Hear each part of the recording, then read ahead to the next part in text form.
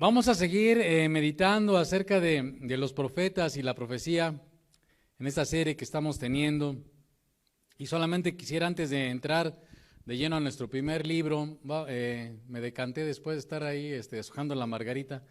Vamos a tratar de estudiar los profetas de acuerdo al orden cronológico en que pues algunos los han clasificado. Algunos profetas es más evidente cómo ubicarlos en el tiempo, porque solamente para comentarles que los profetas, digamos, pueden ir o van compaginados con los libros de primero y segundo de Reyes. Entonces es importante, nosotros los vemos complementarios, digamos, se acompañan, es como una pareja que va bailando, pues está primero y segundo de Reyes y están los profetas. Y hablando ya de los profetas que vienen después del exilio, pues tenemos a Esdras y Nehemías. Entonces, por eso la palabra de Dios es hermosa, porque la palabra es un conjunto de cosas que tiene diferentes lados, pero es un todo, y eso nos ayuda a nosotros a comprender mayores cosas. Como le decía, es importante tener este conocimiento de los reyes y crónicas.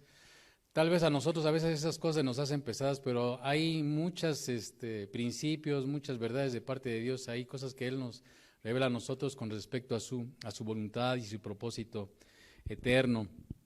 Y solamente quisiera comentar antes le decía de entrar a este profeta, que ahí encontramos tanto en los reyes como complementario con los profetas, anuncios acerca de volvernos a nuestro Dios. En este caso los profetas hablaban al pueblo de Israel acerca de la importancia de volverse al pacto. Recuerde que eso ya también pues en algún tiempo nuestro pastor dedicó una serie a hablarnos acerca de los pactos de Dios.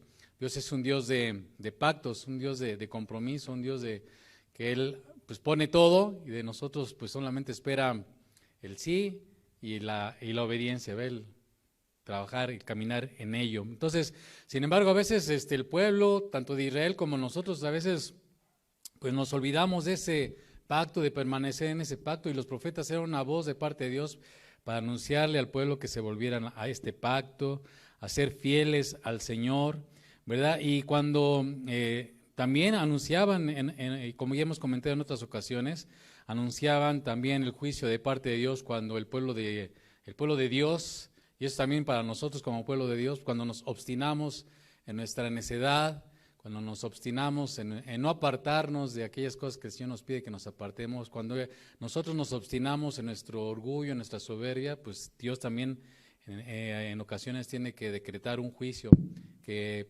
como dice Hebreos, pues para el padre que ama al hijo, pues lo va a disciplinar, ¿verdad? Porque quiere que se vuelva hacia él, como vamos a ver en los profetas, como vamos a verlo en cada uno de ellos. Va a ser bien bonito. Yo espero que usted, como en todos los servicios, en todos los momentos que tenemos meditación de la palabra de Dios, lo estemos disfrutando.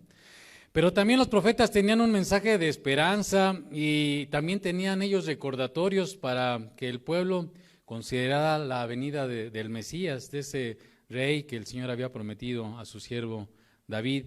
Y también hablaban de un periodo pleno donde las cosas serían restauradas valga la redundancia, de manera plena, completa, y una bendición pues que va más allá a veces de nuestra comprensión.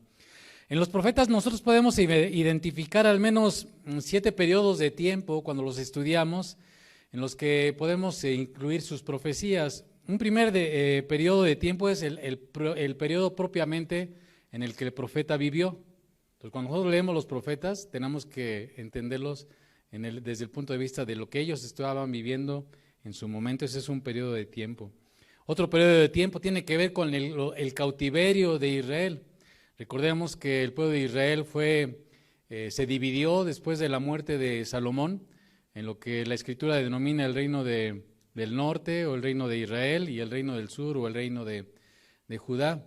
Y estos reinos persistieron en apartarse del Señor. Tuvieron sus momentos en los que se volvieron a Dios, pero más fueron los tiempos en los que se estuvieron apartando y decayendo en su pacto para con Dios. Y finalmente Dios tuvo que traer un juicio sobre tanto en el reino del norte de Israel como en el reino del sur o de Judá. Y ambos pueblos, uno fue llevado cautivo por los asirios y otro fue llevado cautivo por los babilonios. Entonces también los profetas hay que ubicarlos a lo mejor en esos periodos de tiempo. También los profetas, algunas de sus mensajes, algunas de sus profecías tienen que ver con la destrucción de los enemigos del pueblo de Israel, como lo vamos a ir viendo en su momento. También algunas de sus profecías, otro periodo de tiempo es aquella que tiene que ver con la restauración del pueblo de Israel, de los judíos. También profecías que hablan acerca de la venida, la primera venida del Mesías. Otra tiene que ver con la restauración final de Israel. Eso los vamos a ir viendo conforme vaya. Todos estos tiempos que les estoy platicando ahorita, los vamos a ir ubicando conforme nosotros vayamos estudiando y meditando en estas cosas. Y no solamente es pura información, como vamos a ver y hemos estado hablando, Dios tiene muchas cosas para nosotros. Y el último periodo de tiempo tiene que ver con la segunda venida del Mesías, con la segunda venida de nuestro Señor Jesucristo, que también así como fue una realidad su primera venida, también va a ser una realidad su segunda venida, y nosotros estamos esperando, como dice la Escritura, Maranata, ve el Señor viene. A los profetas podemos agruparlos de una manera geográfica. Por ejemplo, hubo profetas que hablaron muy particular al reino del norte o al reino de Israel. Por ejemplo, Oseas, Amós, Miqueas, fueron profetas que Dios los encomendó a que hablaran expresamente al reino del norte. Por ejemplo, otros profetas hablaron expresamente o mayormente al reino del sur. Por ejemplo, Isaías, Jeremías, Joel, Sofonías, Ezequiel, Daniel, Ageo, Zacarías, Malaquías, todos estos profetas preponderantemente hablaron al reino del sur o de Judá. Y hubo otros profetas a los que Dios los envió en misiones especiales a los gentiles, a naciones que no eran el pueblo de Israel. Por ejemplo, como el que vamos a estudiar hoy, a Jonás, Dios lo envió al pueblo de Asiria, a la ciudad de Nínive. Nahum también Dios lo envió a la ciudad de Nínive. Habacuc, Abdías. Entonces Dios los envió a ellos particularmente a hablarles a unas naciones específicas. Entonces podemos clasificarlos así geográficamente. Pero también a los profetas podemos agruparlos cronológicamente, o sea, de acuerdo a un periodo determinado. Por ejemplo, podemos clasificar a los profetas de acuerdo al periodo asirio previo y cuando sucedió el exilio del reino del norte con los asirios. Y uno de ellos, por ejemplo, es Jonás, Oseas, Joel, Amós, Miqueas, Isaías. Cuando nosotros entendemos esos periodos, nos ayudan a entender un poco también más las profecías que ellos escribieron y darle un sentido, entender un poco más el sentido de lo que ellos escribieron y anunciaron.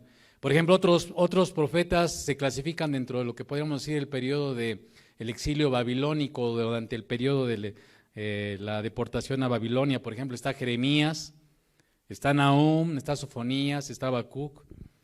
Otros profetas son profetas que estuvieron ministrando y sirviendo al Señor en el periodo ya del exilio babilónico. Por ejemplo, Ezequiel fue un profeta que les predicó a los que habían sido llevados cautivos del reino del sur a Babilonia. Abdías, el mismo Daniel estuvo ahí cautivo, tanto como Ezequiel y Abdías, pero ellos estuvieron predicándole, anunciándole al pueblo la voluntad y el mensaje de Dios a ellos en el exilio. Y también tenemos finalmente los profetas que podemos llamar del post-exilio o después del exilio, por ejemplo, Ageo, Zacarías, Malaquías. Entonces, todas estas cosas, entenderlas, nos ayudan a nosotros a ir un poquito más a detalle con respecto a sus mensajes, ¿verdad? Bien, como le decía, vamos a tratar de estudiar los profetas de acuerdo a un orden cronológico. Algunos no se ponen mucho de acuerdo en algunos, porque algunos no hay tantas pistas como para ubicarlos cronológicamente, pero en el que vamos a tratar hoy, que es el profeta Jonás. Algún tiempo Israel nos estuvo compartiendo una serie acerca del profeta Jonás. Es un libro que consta solamente de 4 capítulos y se lee, pues más o menos usted lee medio a buen ritmo, que de hecho lo vamos a hacer ahorita. Para aquellos que no hemos leído la Biblia en la semana, pues vamos a leerlo en 10 minutos, así al menos ya tuvieron su cápsula de lectura de la semana, o ya tuvimos nuestra cápsula de la lectura de la semana. Pero vamos a empezar con Jonás, no solamente porque sí, Jonás es de los profetas que sí podemos ubicar en el tiempo de una manera más exacta, sino porque Jonás de alguna manera es un profeta que escribe de una manera distinta, o su relato es de una manera distinta a todos los demás profetas. En sí, el libro de Jonás, usted no va a encontrar esos mensajes proféticos, esos anuncios que le acabo de relatar, anunciándole al pueblo que regresara al pacto de Dios. No está hablando de juicios que iban a venir de parte de Dios. Realmente el libro del profeta Jonás, más que ser un libro de las profecías de Jonás para alguien en particular, más bien es un relato, una narración biográfica e histórica de la vivencia del profeta Jonás con respecto a la misión a la cual Dios lo envió, que fue a predicar a los ninivitas. ¿Ok? Entonces, se sale digamos, del patrón de todos los demás profetas. De hecho, es el libro profético que a lo mejor a ustedes y a mí, pues es de los más fáciles de digerir en ese sentido, porque pues en realidad es como una narración. De hecho es una narración, aunque tiene una parte poética que es el capítulo 2, sin embargo es un libro que podríamos decir que es más bien narrativo histórico, ¿no? Al profeta Jonás, en Segundo de Reyes 14:25, ahí se le puede ubicar. En el Segundo de Reyes, capítulo 14:25, yo se lo voy a leer para que usted me siga con atención.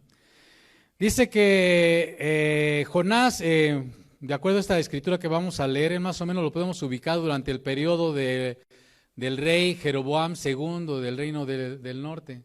Usted va a decir, ay, hermanos, a mí para qué a mí qué me importa, y a mí hábleme de cosas es que aguante, no se me ponga nervioso ni mal, ¿no?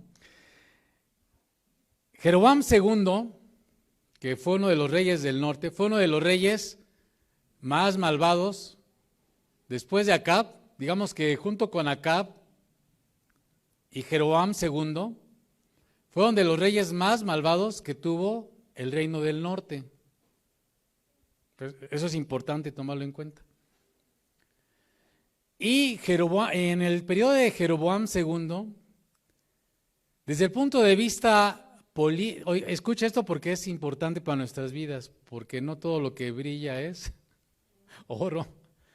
En el tiempo de Jeroboam II, el reino de Israel alcanzó su mayor esplendor desde el punto de vista político y económico.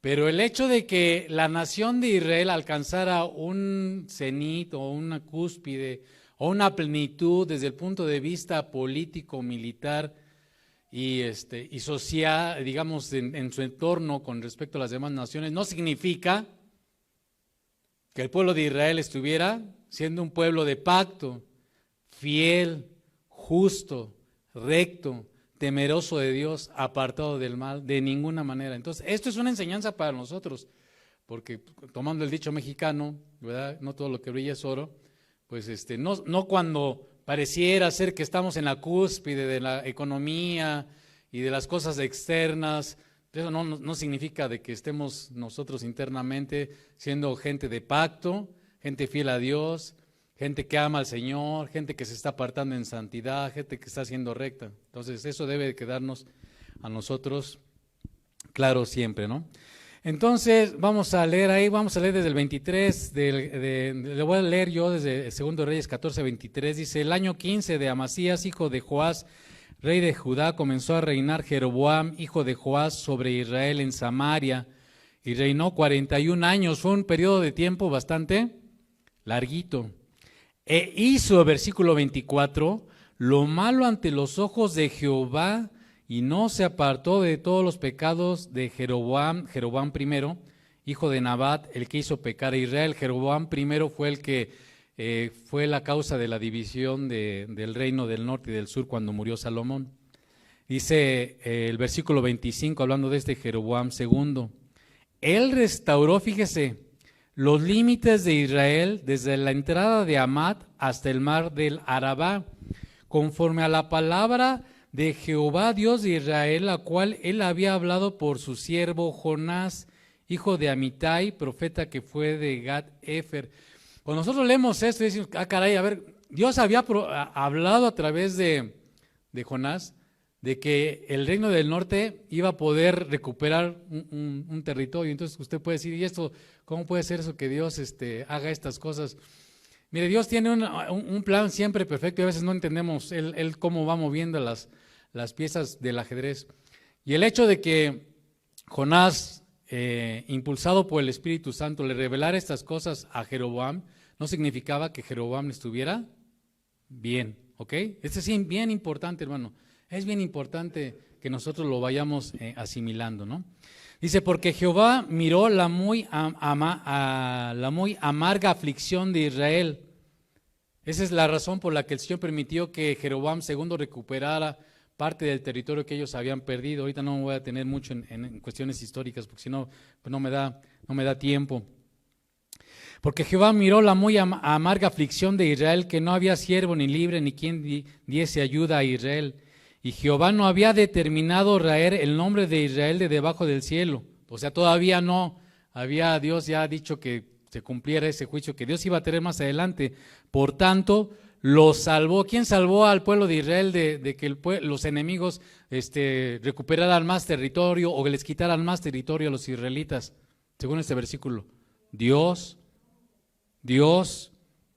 Y Jehová no había determinado raer el nombre de Israel de debajo del cielo, por tanto lo salvó por mano de Jeroboam, Jeroboam II, hijo de Joás. ¿Ok? Entonces dice, los demás hechos de Jeroboam y todo lo que hizo y su valentía y todas las guerras que hizo y cómo restituyó el dominio de Israel a Damasco y Amad, que habían pertenecido a Judá, no está escrito en el libro de las crónicas de los reyes de Israel. O sea, si se da cuenta por estos pocos versículos, Jeroboam II fue un hombre que militarmente tuvo presencia, recuperó territorio, pero detrás de ello había una palabra que el Señor en su soberanía había dicho que se cumpliera al pueblo de Israel, y Dios lo iba a hacer a través de Jeroboam II, y Dios se lo manifestó a través de Jonás. Entonces, por eso decimos que Jeroboam II, a pesar de que tenía esta prosperidad, digamos, militar, política y económica, sin embargo, pues no tenía la prosperidad, como dice la escritura en Primera de Juan, más bien la segunda o la tercera, ahorita no me acuerdo, la prosperidad del alma, ¿no? O sea, no tenía prosperidad en su alma, no estaba en buenos términos, como leímos que fue un hombre que hizo lo malo, ¿verdad? Entonces, en estos tiempos, más o menos por estas épocas, es cuando Jonás vivió, esto era para que nos ubicáramos, ¿sale? Entonces vamos a irnos a Jonás capítulo 1 y vamos a ver aquí la misión. Fíjese, Jonás, es importante entender el pensamiento, tratar de entender, no justificar, pero sí entender mucho del pensamiento de este hombre, por lo cual él también pues no quiso ir a predicarles o no quiso inicialmente ir a predicarles a los ninivitas. Usted, si no sabía, usted debe saber que los asirios fueron los inventores del empalamiento, que es el empalamiento consistía en, el empalamiento es algo antecesor o un antecedente de lo que era la crucifixión. El empalamiento consistía en que en árboles, en troncos, levantaban a vivos, a los enemigos, los asirios, y los dejaban ahí que pasaran días y días y días hasta que morían, y los sembraban a donde quiera que llegaban. Eso hacían los asirios. Los asirios eran un pueblo que era cruel, que era sanguinario y que era terrible, era un pueblo terrible. Los romanos perfeccionaron el empalamiento con la muerte por crucifixión, digamos, si podemos decir que lo perfeccionaron, ¿verdad? Pero los asirios fueron los primeros ahora sí que fueron los inventores de esta manera de torturar y de juzgar, de justiciar a sus enemigos de los asirios. Entonces era un pueblo tremendo, en ese sentido, cruel, despiadado, malo también. Y eran enemigos de Israel. Digamos que Israel estaba en el cruce natural. Mientras el pueblo asirio iba creciendo en poder, el pueblo asirio estaba asentado, más o menos, para que usted se ubique, en lo que hoy conocemos como Irak, por esa región. Entonces el pueblo asirio se estaba empezando a extender, su imperio más o menos duró como 750 años, el imperio asirio, pero obviamente pues, fue creciendo poco a poco. En la época de este Jeroboam II y más adelante este imperio fue creciendo hasta extenderse hacia Egipto. Entonces en esa expansión del pueblo asirio hacia Egipto, pues se cruzaba pues nada más y nada menos que pues, el pueblo de Israel y el pueblo de Judá. O sea, eran así como que el cruce natural de la expansión del pueblo asirio. Entonces el pueblo asirio, hay inscripciones de esas cosas que nos relatan cómo llegó a sojuzgar al pueblo de Israel. Entonces esto es también contexto para que nos vayamos ubicando. ¿Sale? ¿Vale? Ahora vamos a entrar de lleno a la palabra del Señor y pues, tiene poquitos capítulos, vamos a leerlo, así nos lo vamos a echar de un jalón, no se preocupe, nos vamos así rapidito y ustedes pues ahí si quieren en casa lo vuelve a repasar y conforme vayamos leyendo solamente voy a destacar algunas cosas interesantes, importantes en relación a Jonás. Jonás, podríamos decir que el tema central de Jonás es la compasión y la misericordia de Dios para todas las naciones, incluyendo a los israelitas. Por eso le acabo de poner todo este contexto, porque usted trate de pensar vamos a tratar de pensar como Jonás. Jonás Dios lo había usado para llevar un mensaje profético a Jeroboam, ¿no?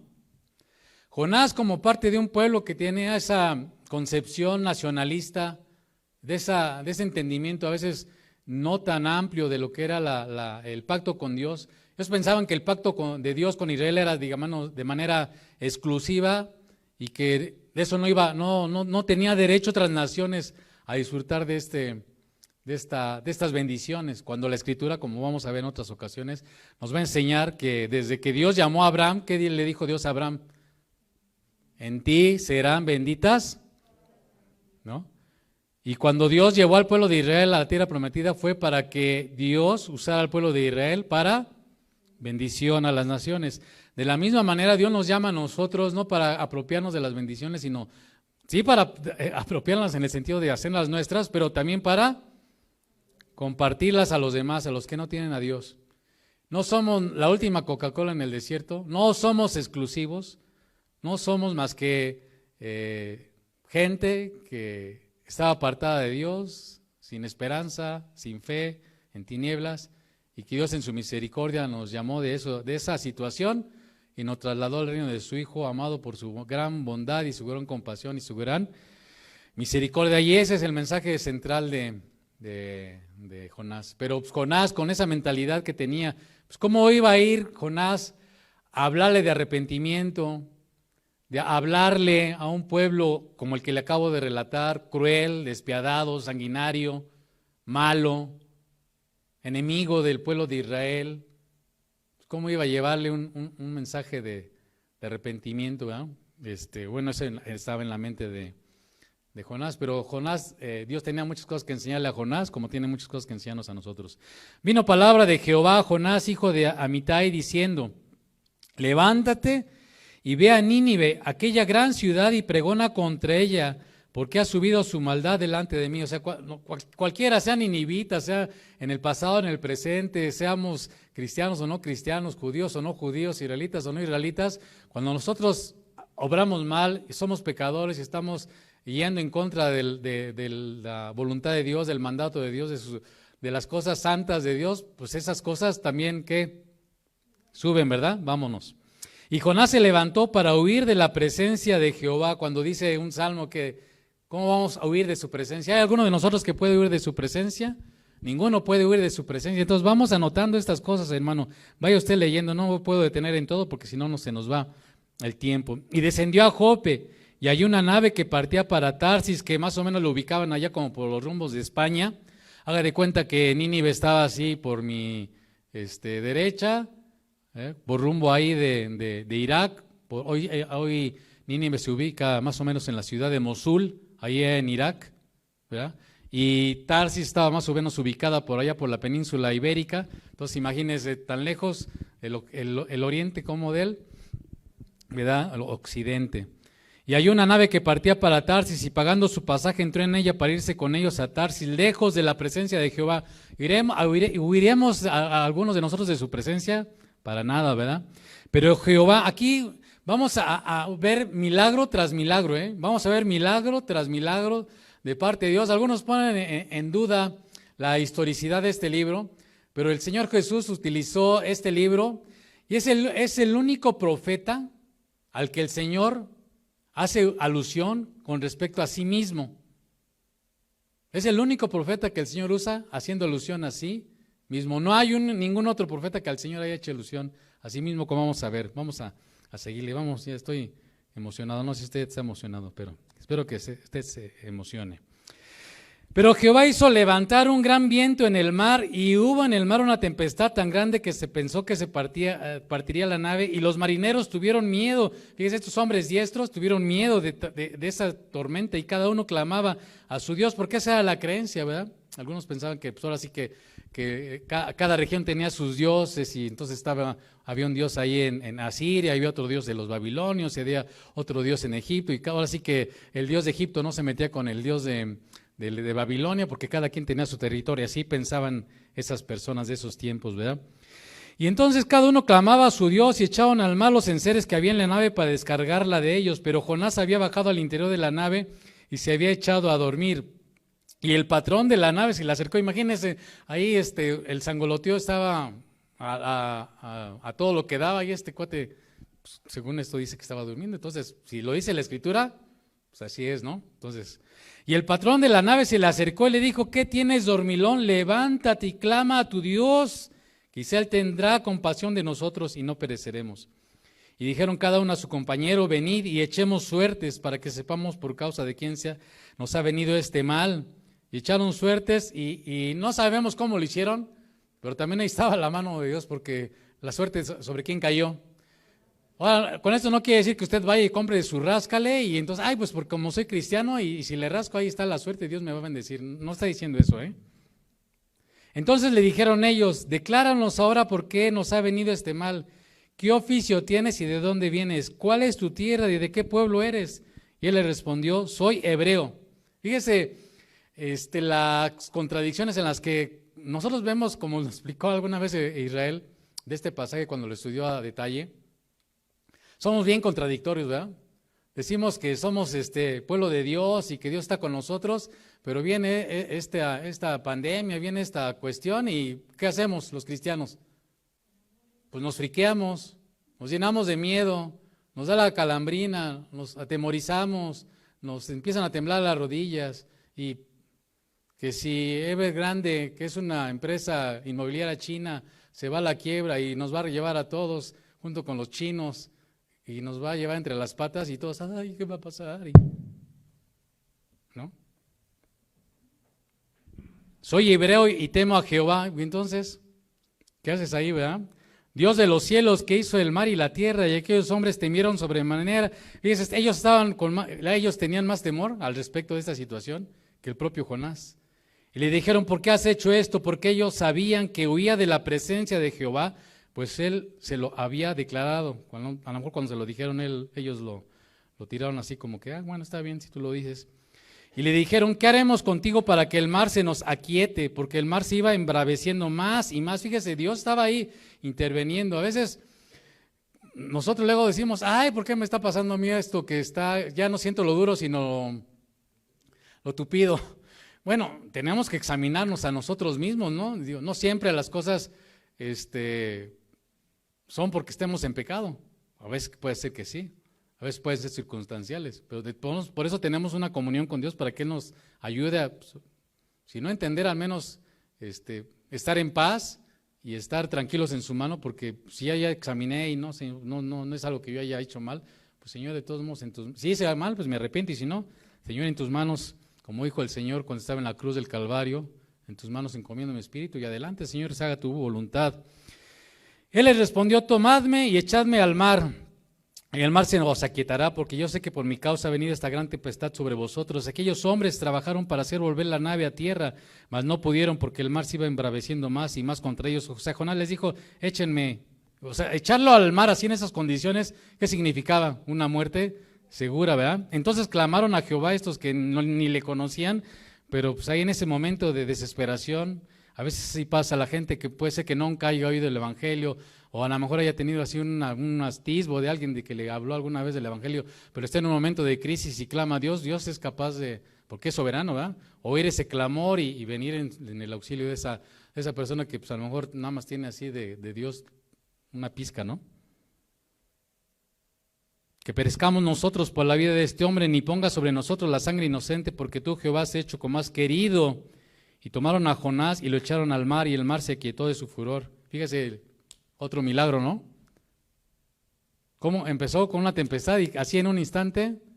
¿Quién calmó la tempestad? Digo que pues fue Dios. O sea, otro milagro, ¿no? Ve la mano de nuestro Dios poderoso. Y temieron aquellos hombres a Jehová con gran temor y ofrecieron sacrificio a Jehová e hicieron votos. Pero Jehová, tercer milagro, en un solo capítulo, Jehová tenía ¿qué? Un gran pez.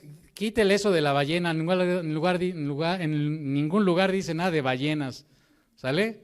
Ahora sí que como dijo aquel, haya sido como haya sido, Dios preparó un gran pez. ¿Y qué era ese gran pez? Pues eso ni nos sabemos, ni viene al caso, pero el chiste es que este gran pez tragó a Jonás, así lo dice, así es, amén. Hay muchos críticos que ponen, que empiezan a hacer cuestionamientos que luego nos suenan absurdos. Y estuvo Jonás en el vientre del pez 3 días y 3 noches. Entonces oró Jonás a Jehová su Dios desde el vientre del pez y dijo: invoqué en mi angustia a Jehová. No sabemos, o sea, cuando cayó porque ahorita lo va a decir él, dice que aún las algas lo apresaron. O sea, fue una situación así tremenda. Algunos sí, yo me inclino entre ellos. Digo, no lo hice tan claramente, pero yo creo que sí, Jonás murió. Por algo el Señor también lo usa como una ilustración de su muerte y de su resurrección. Pero esa es mi opinión. Entonces oró Jonás a Jehová su Dios desde el vientre del pez y dijo: invoqué en mi angustia a Jehová y él me oyó. Desde el seno del Seol, por eso le decía, clamé y mi voz oíste. Me echaste a lo profundo en medio de los mares y me rodeó la corriente. Todas tus ondas y tus olas pasaron sobre mí. Entonces dije: desechado soy de delante de tus ojos. Entonces aquí está Jonás manifestando un arrepentimiento, ¿verdad? Mas aún veré tu santo templo. Las aguas me rodearon hasta el alma. Rodeóme el abismo. El alga se enredó a mi cabeza. Descendí a los cimientos de los montes. Está hablando del momento de la oscuridad. La tierra echó sus cerrojos sobre mí para siempre. Está hablando por eso le decía que en sentido poético está hablando de una muerte. Mas tú sacaste mi vida de la sepultura, oh Jehová, Dios mío. Cuando mi alma desfallecía en mí, me acordé de Jehová. Hermano, es algo hermoso para nosotros. Así que mientras hay vida, hay esperanza, pero no esperemos a que, no esperemos, mejor. Hoy es el día, dice el Señor, de que si tenemos que arrepentirnos, nos arrepintamos. Hoy es el día aceptable de salvación de Dios. Si alguien nos está viendo que no conoce, no ha hecho pacto con Dios, pues hoy es el día aceptable de Jehová. Y Dios estará complacido en escucharte y recibirte y rescatarte y transformarte. Amén, como a alguien que no le conoce, como a ti y a mí.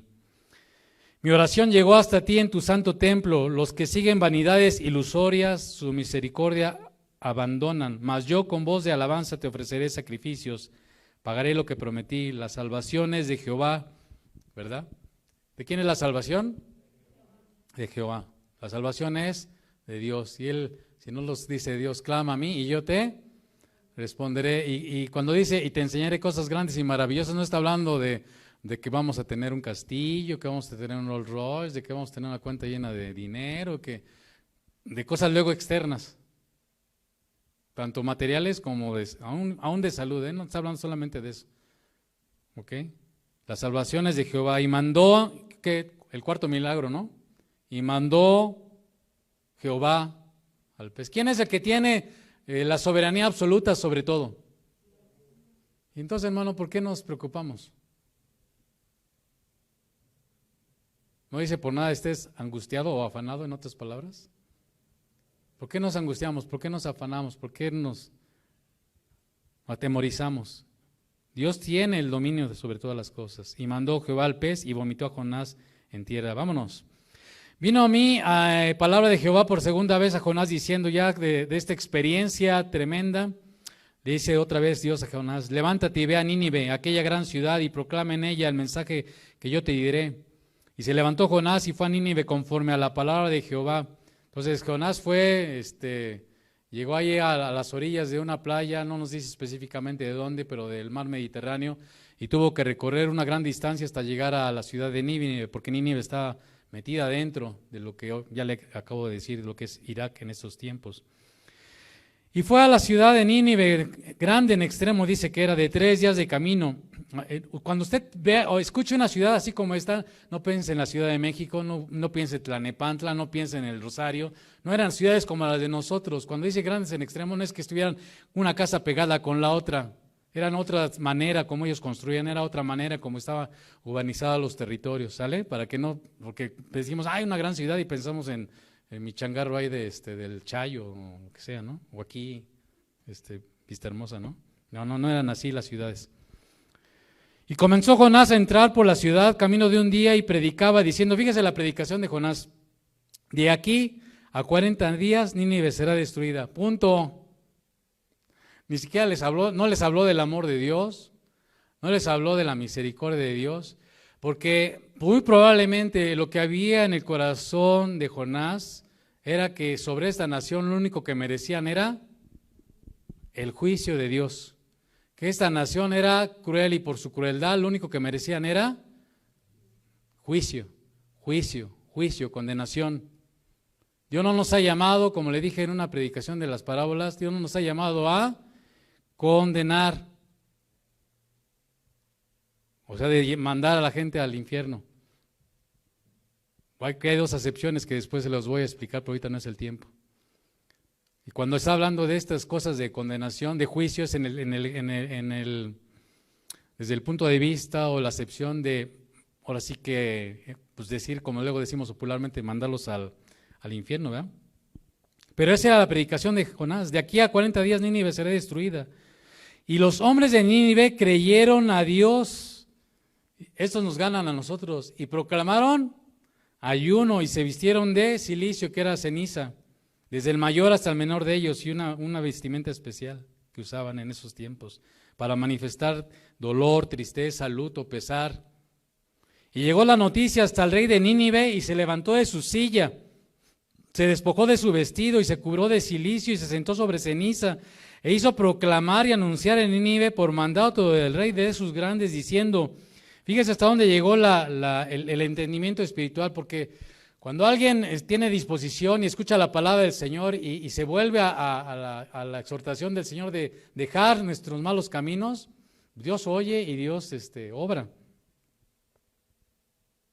Dice que les dijo a la nación, hombres y animales, bueyes y ovejas, hasta los animales, no gusten cosa alguna, no se les dé alimento ni beban agua, sino cúbranse de cilicio, hombres y animales, y clamen a Dios fuertemente.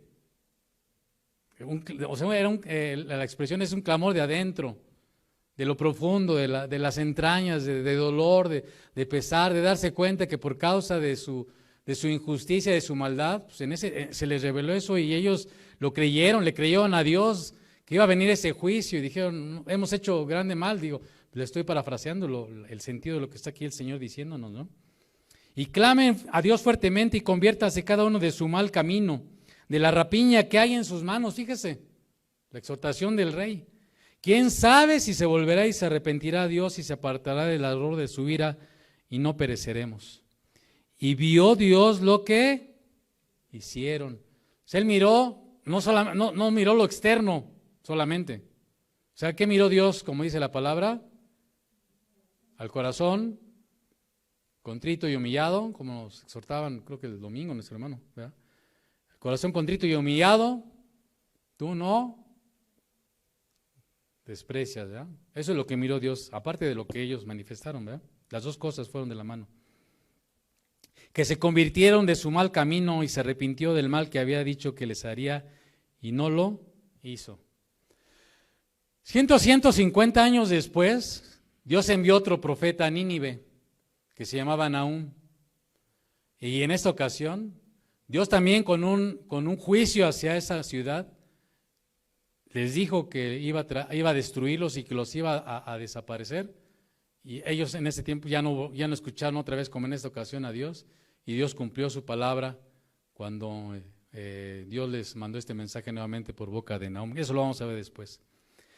Pero Jonás se apesadumbró en extremo y se enojó y oró a Jehová. Fíjese cómo son estas oraciones que decía nuestro hermano el domingo, ¿verdad? Nuestras oraciones luego son así de este tipo, ¿no?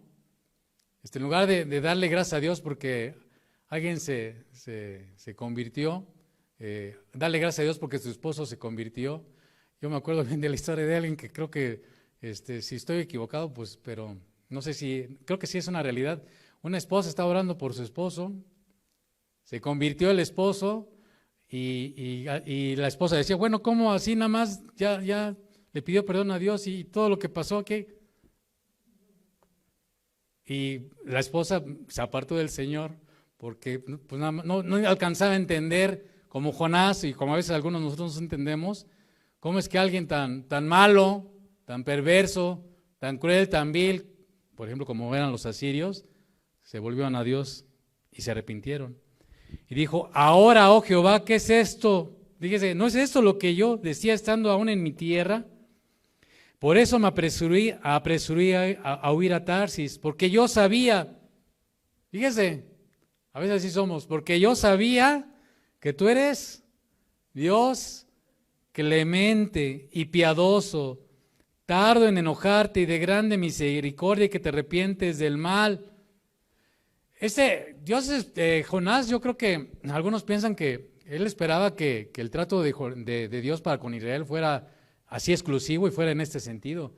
Y no alcanzaba a entender que también este Espíritu de Dios compasivo, misericordioso, perdonador y clemente, pues no solamente era para la gente. A lo mejor nosotros pensamos que por ser del pueblo de Israel, pues tenemos un pacto especial. Sí, tenemos un pacto especial, pero ese mismo Dios con el que hicimos pacto especial, o Él más bien ha hecho pacto especial con nosotros, basado en su compasión, en su misericordia, en su bondad y en su gracia, pues también lo quiere hacer extensivo a los demás, ¿verdad?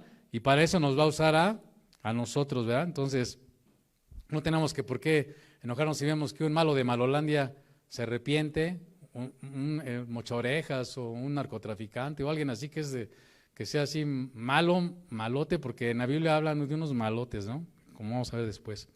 Y si se arrepienten y encuentran al Señor, pues gloria a Dios, ¿no? Ahora pues, oh Jehová, te ruego que me quites la vida. Hasta donde llegaba a veces nuestra testarudez, nuestra necedad, nuestra insensatez, igual que la de Jonás, porque mejor me es la muerte que la vida. Fíjese qué tremendos somos. O sea, esto no es para decir, ay, ese Jonás y qué gacho, qué gandalla, ¿no? Pues nosotros luego tenemos que mirarnos a veces en estos espejos, porque la Biblia no solamente habla de virtudes, sino también a veces habla de lo que hay en nuestro profundo corazón, y como hemos estudiado, estas cosas se escribieron como un ejemplo para nosotros, para que no caigamos en lo mismo. Y salió Jonás, y Jehová le dijo, ¿haces tú bien enojarte tanto? Y salió Jonás de la ciudad y acampó hacia el oriente de la ciudad, y se hizo allí una enramada, y se sentó debajo de ella a la sombra hasta ver qué acontecería en la ciudad. A lo mejor dijo, no, pues a lo mejor Dios ya no los perdona y sí ahora sí les avienta el juicio por malos, ¿no?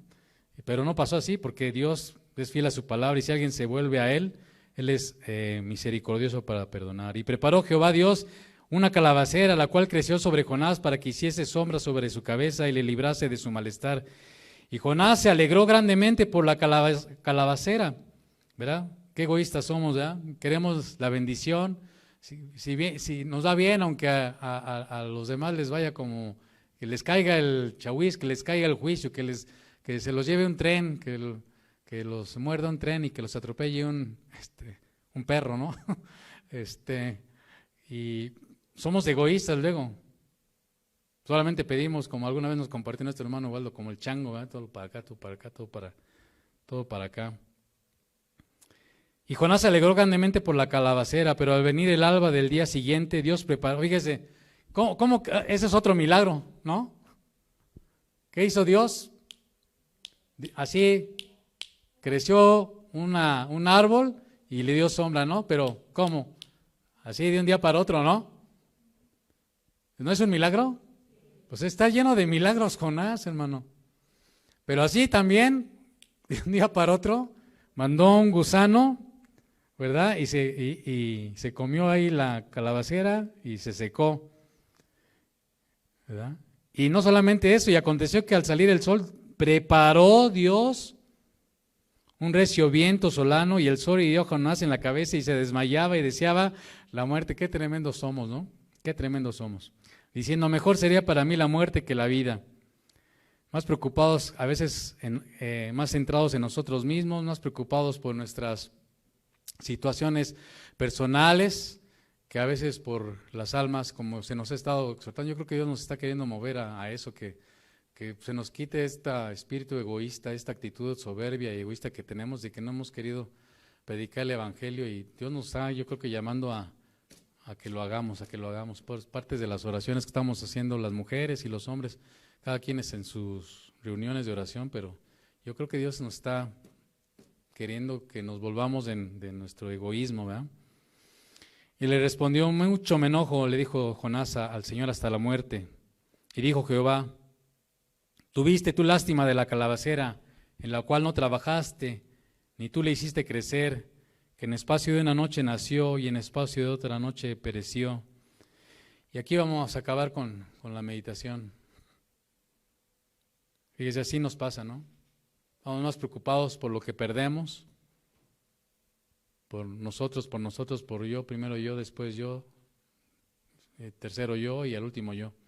Y hay gente que está cerca de nosotros y que necesita de una palabra, ¿verdad? Que el Señor nos ayude a ser más empáticos, más sensibles. Versículo 11, y con eso acabamos.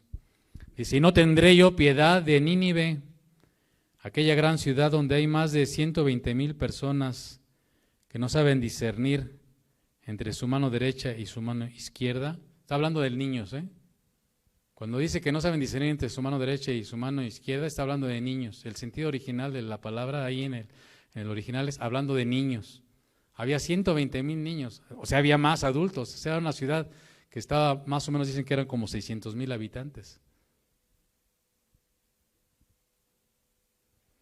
¿Estás más preocupado por ti, por tus necesidades, por tu comodidad, por tu bienestar, por tu comodidad, que por lo que ocurre con otras personas que, si no tienen este mensaje, se perderían? Y nada más deja acabar con Mateo, porque me interesa nada más leerle esto, Mateo capítulo 14. Yo se lo voy a leer, usted no lo busque. Y con esto acabamos.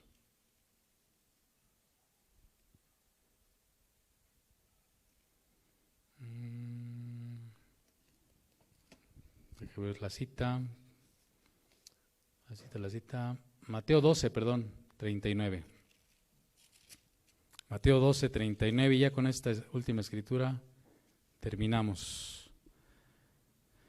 Entonces respondieron, versículo 38, algunos de los escribas y de los fariseos diciendo, Maestro, deseamos ver de ti señal. Y el Señor Jesús les respondió y les dijo, la generación ¿qué? Mala y adúltera demanda señal, pero señal no les será dada sino la señal del profeta Jonás. Porque como estuvo Jonás en el vientre del gran pez, o sea, el Señor está dando por hecho que esto ocurrió. Como estuvo Jonás en el vientre del gran pez 3 días y 3 noches, así estará el Hijo del Hombre en el corazón de la tierra 3 días y 3 noches. ¿Y qué pasó? Resucitó. Y eso es donde está fundada nuestra fe, nuestra confianza, nuestra esperanza, y por eso estamos aquí, porque Jesús resucitó y Él venció a la muerte, Él venció al maligno, amén. Y Él, a través de esta muerte y resurrección, ahora nos ha comprado para nuestro Dios.